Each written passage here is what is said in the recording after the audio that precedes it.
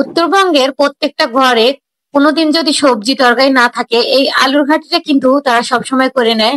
আর এই আলুর ঘাটি দিয়ে কিন্তু তৃপ্তি সহকারে ভাতও খাওয়া যায়।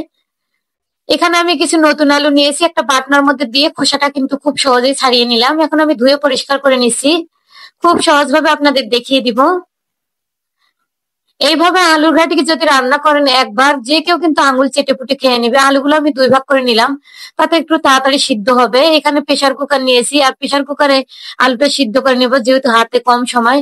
সিদ্ধ পরিমাণে পানি দিয়ে আমি এখানে 4টা সিটি দিয়ে নিচ্ছি। অল্প সময়ে কিন্তু হয়ে গেল প্রেসার কুকারে আলুটা সিদ্ধ। এখন এই আলুর ঘাটটার জন্য আমি একটা স্পেশাল মশলা বানিয়ে নিব। এখানে কিন্তু আমি দারুচিনি, এলাচি, লবঙ্গ, জয়ত্রী, গোলমরিচ, তেজপাতা, 2টা শুকনো মরিচ, ধনিয়া, জিরা সবকিছু কিন্তু আমি ভালোভাবে টেলে নিলাম। এখন এটা আমি মশলাটা কিন্তু ব্লেন্ডার করে নেব। এই মশলাটা দিয়ে আলুর ঘাটি যদি একবার রান্না করে নেন, এর স্বাদ কিন্তু মুখে লেগে থাকবে।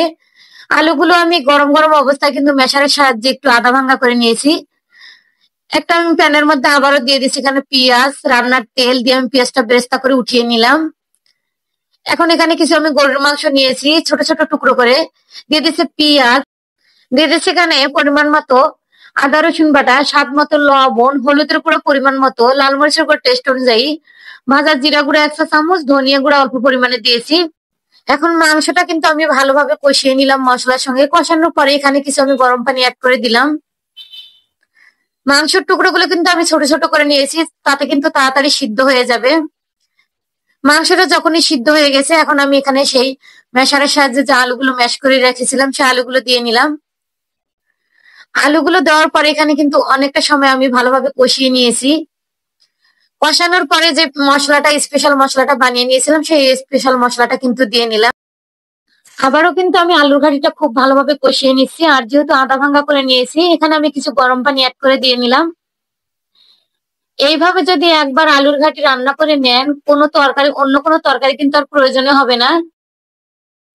আলুর ঘাটিটা কিন্তু আমার প্রায় হয়ে গেছে। এখন আমি দিয়ে দিব 2-3টা কাঁচা মরিচ, আর যে পেঁয়াজটা আমি বেরেস্তা করে রেখেছিলাম, সেই পেঁয়াজটা কিন্তু দিয়ে নিচ্ছি। এখন চুলাটা কিন্তু আমি অফ করে নিয়েছি।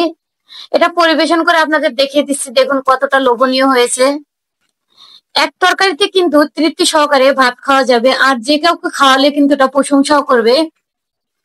রেসিপি যদি ভালো লাগে শেয়ার করে দিবেন, আর আপনি কোথা থেকে আমার ভিডিওটা দেখছেন তা মন্তব্য করুন, যাতে আপনাকে আমি ধন্যবাদ দিতে পারি। এইভাবে যদি আরো সহজ ও মজার রেসিপি পেতে চান, তাহলে আমার পেজ ও চ্যানেলটিকে কিন্তু ফলো করে রাখতে পারেন।